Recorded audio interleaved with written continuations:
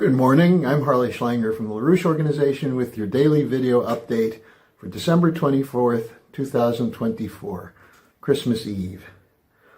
At Christmas time, we should all take some time to reflect, to commit ourselves to becoming more wise, more just, and more loving. As Matthew wrote, "Blessed are the peacemakers, for they will be called the children of God." We can't ignore the perils we face: wars, coups, corrupt leaders who divert taxpayers' money to the war machine. Remember, General Smedley Butler wrote a book called "War is a Racket."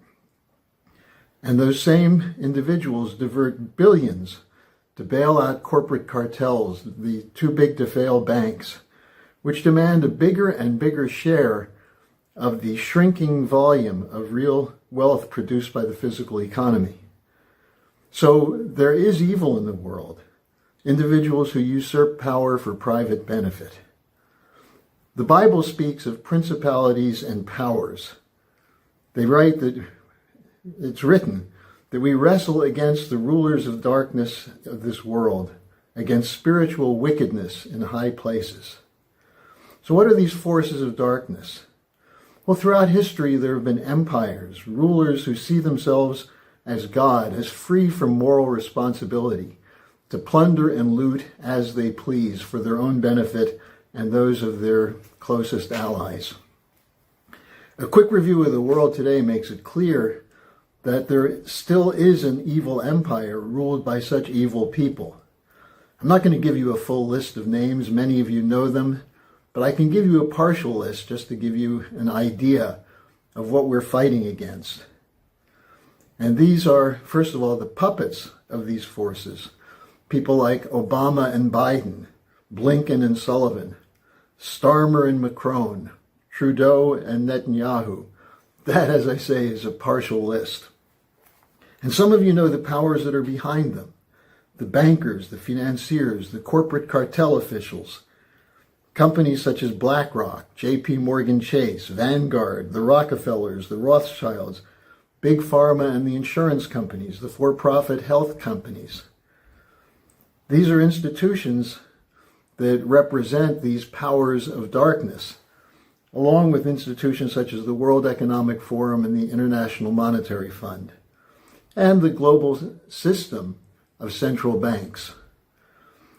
You know the names also of people such as Larry Fink, Klaus Schwab, Bill Gates, and the Malthusians such as King Charles. Now, these are the forces behind the wars and the destabilization of government. And today we're seeing the latest puppet of the City of London, Sir Keir Starmer, deploying longtime evildoers associated with Tony Blair to prevent Donald Trump from pursuing an end to the war in Ukraine. You may not know who Jonathan Powell is or Peter Mandelson, but these are agents of the empire who have been selected to try to manipulate the United States to continue to maintain its position as the king of the unipolar order in an alliance with the forces of the City of London. So what power do we have? We who don't see ourselves as gods of Olympus.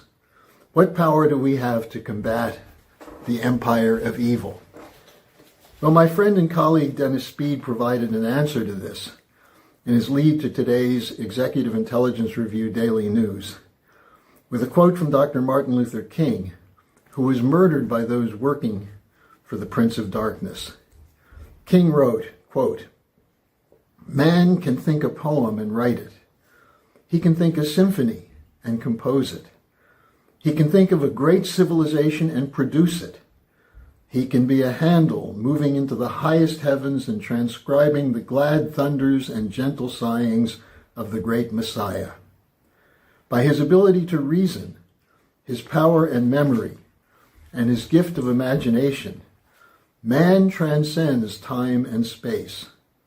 As marvelous as are the stars, as great as is Handel's Messiah, is the mind of the man that studies them." And I'll leave you with these words from Helga Zepp LaRouche, in her 10th of the fundamental principles guiding the creation of a new security and development architecture. Helga wrote, quote, "The basic assumption for the new paradigm is that man is fundamentally good and capable to infinitely perfect the creativity of his mind and the beauty of his soul. And being the most advanced geological force in the universe, which proves that the lawfulness of the mind and that of the physical universe are in correspondence and cohesion, and that all evil is the result of a lack of development and therefore can be overcome." I leave you to think about what you can do in the spirit of Christmas to help us to ensure that the inherent goodness of man can be moved into action against these principalities and powers. I wish you all a Merry Christmas, and I'll see you on the other side of Christmas Day.